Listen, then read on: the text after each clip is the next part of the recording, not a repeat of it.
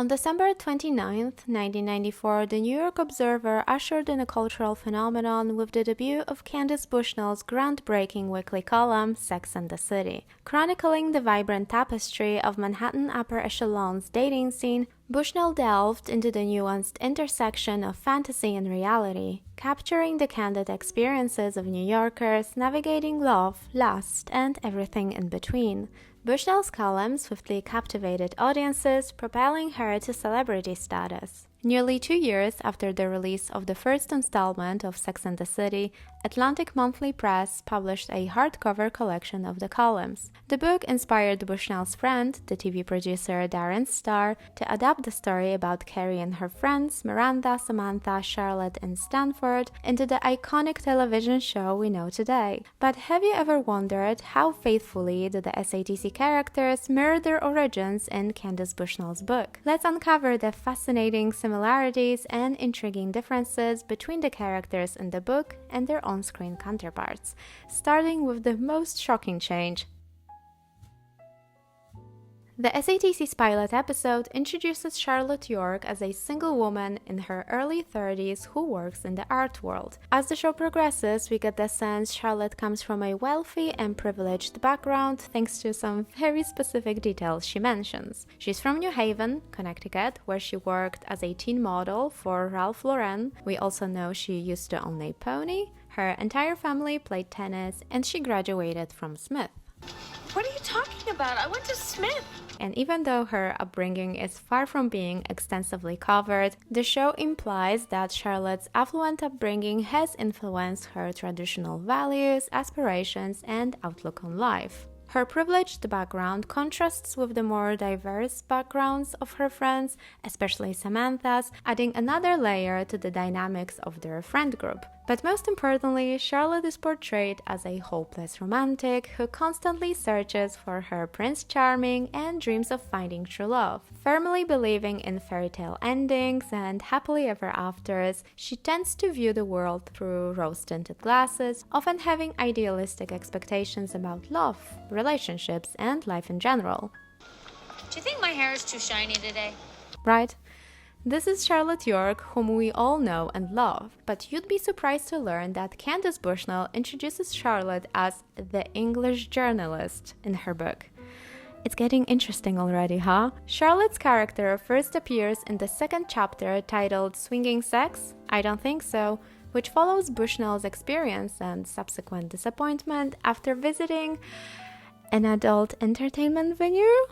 If you get the gist. However, Charlotte's reaction is quite different. She expresses intrigue, starting, "I'd love to go to a place like that." Adventurous Charlotte?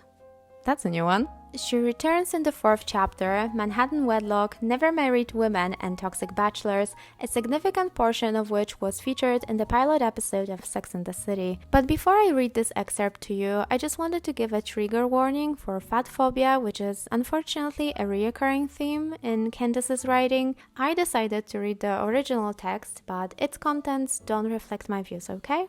Okay. By now, Peter was practically screaming, "Why don't these women marry a fat guy? Why don't they marry a big, fat tub of lard?" I asked that very question to Charlotte, the English journalist. "I'll tell you why," she said.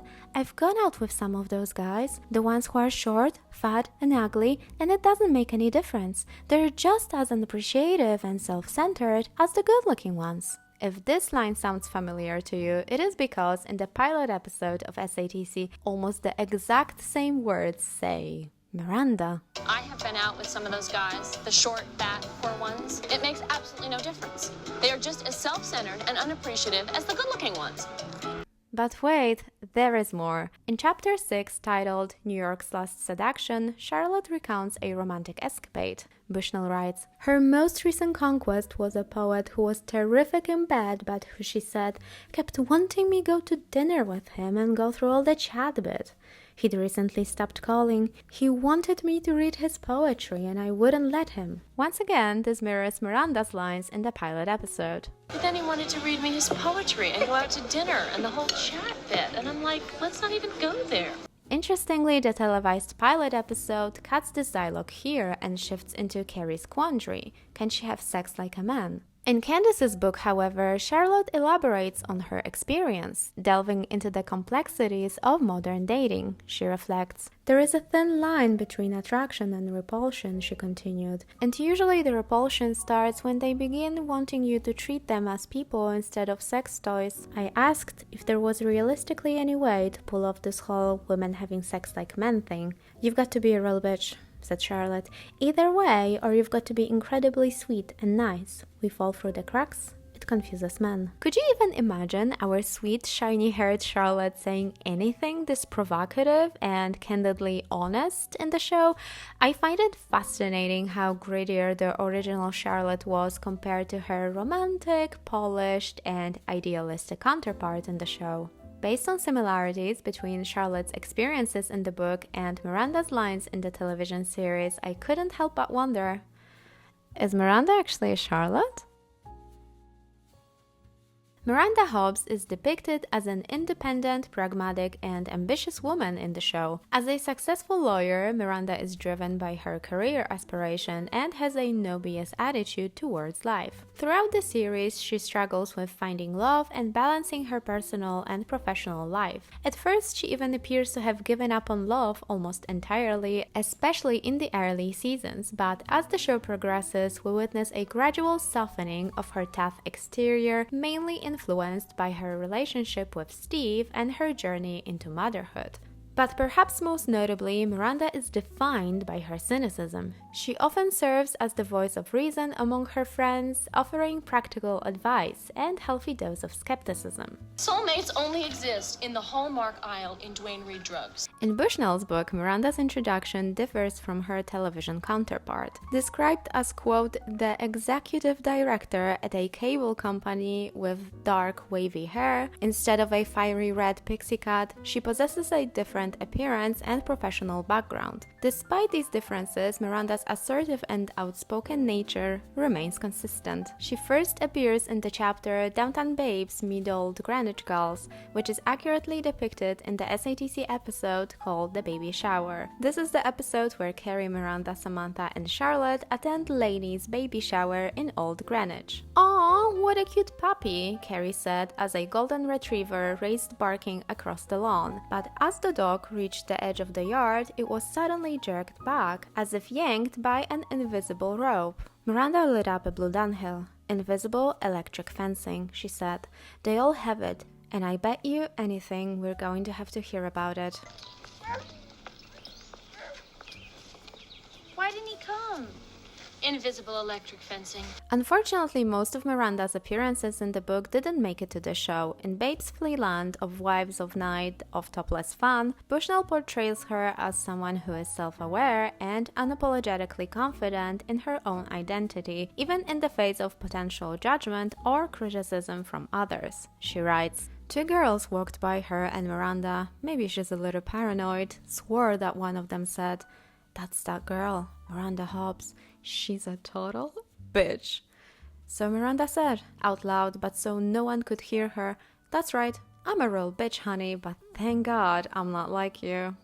In the book, there is also an excerpt that describes Carrie and Miranda's spontaneous evening, providing a glimpse into their friendship. Carrie went to her girlfriend Miranda's. They were going to sit in the air conditioning and watch taped segments of Ab Fab. But then they started drinking. Then Miranda called her drug delivery guy. It continued from there. Carrie hadn't seen Miranda for a while because she'd been busy with Mr. Big. Oh my God, I so wish we had seen that in the show, and just like that, I am counting on you, baby.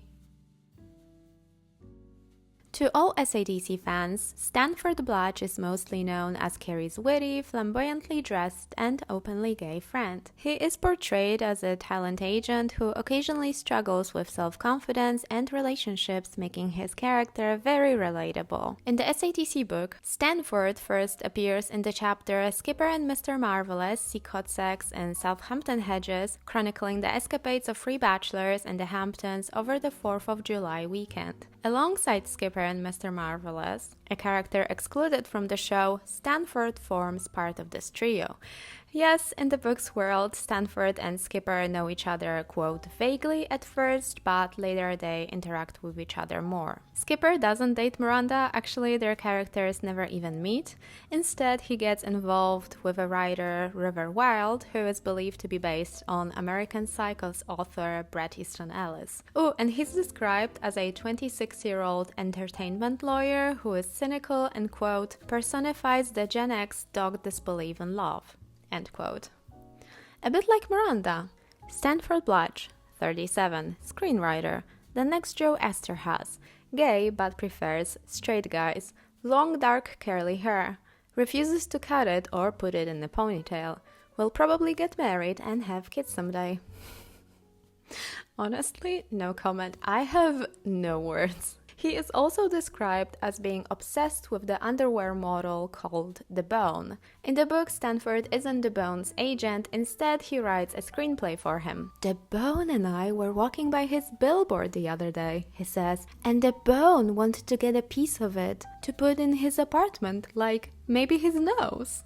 And I said, you should get the bulge in your pants. That way, when women ask how big you are, you can say 14 feet. Additionally, Stanford is depicted as a social butterfly who knows everyone in the business and leads a lavish lifestyle as evidenced by his private jet flights to Aspen, which showcase his affluent background and expensive taste.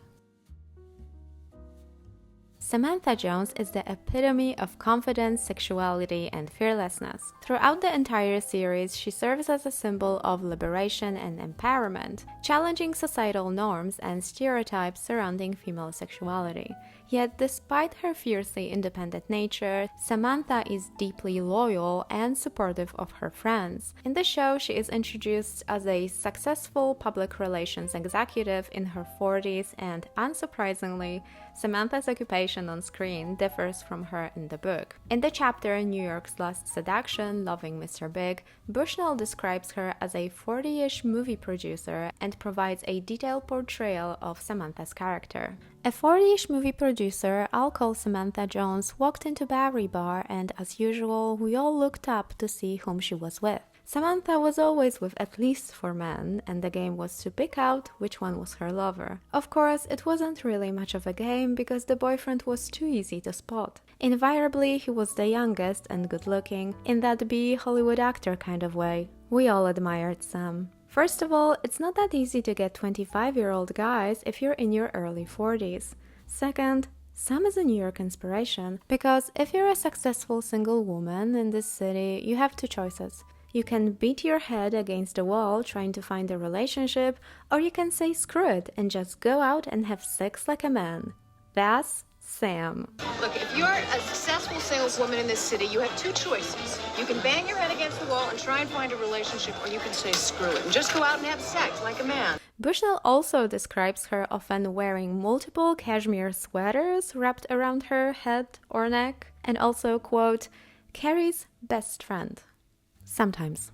What I personally love the most about Samantha is that despite her bold and fiercely independent nature, she remains deeply loyal and protective of her besties. She constantly provides unwavering support to them and delivers candid yet honest advice. Don't you want to judge me just a little bit? Not my style. This aspect of her character is also reflected in Bushnell's book. Some grabbed Carrie's arm. Some almost never did stuff like that and said, I really want to know about Mr. Big. I'm not sure he's the right man for you. Carrie had to think about whether she wanted to answer or not, because it was always like this between her and Sam. Just when she was happy with a man, Sam would come along and insert those doubts. She said, I don't know, I think I'm crazy about him. Sam said, but does he really know how great you are? How great I think you are? But there is one major difference between the original Samantha from the book and the Samantha we know from the show. In the book, Samantha frequently expresses loneliness and yearns for companionship. She often complains about her single status and longs for someone to share her life with. Oh, come on, Sam said. I wish I had a boyfriend. I wish I could find someone I wanted to spend a weekend with. For Christ's sake. This vulnerability contrasts sharply with her usual confident and independent demeanor, highlighting the depth of her emotional complexity. Lately, Sam had been complaining about not having a boyfriend, about not having a love during the holidays for years and years. "You're lucky now," she told Carrie, and they both knew it was true. "I wonder if it will ever happen to me," Sam said. And both of them knew what it was. "I walk by Christmas trees, and I feel sad," said Sam. Truth be told, Samantha is the only one of the core ladies to have some sort of an arc in the book. Her story ends when she moves from New York to LA, falls in love with an actor named Tyler Kidd, and becomes his movie producer. Sounds familiar? And if you think someone is missing in this video, you're not wrong, but I figured Carrie really needed a separate video where I could not only compare her on-screen character to the book, but also to the real Miss Carrie Bradshaw. Not this one, this one. Stay tuned. Thank you so much for being here and supporting my work. Please don't forget to subscribe to my channel. It's my birthday later this month, and it would be so lovely if I could celebrate it with 10,000 of you being here. Thank you so much for watching. Bye!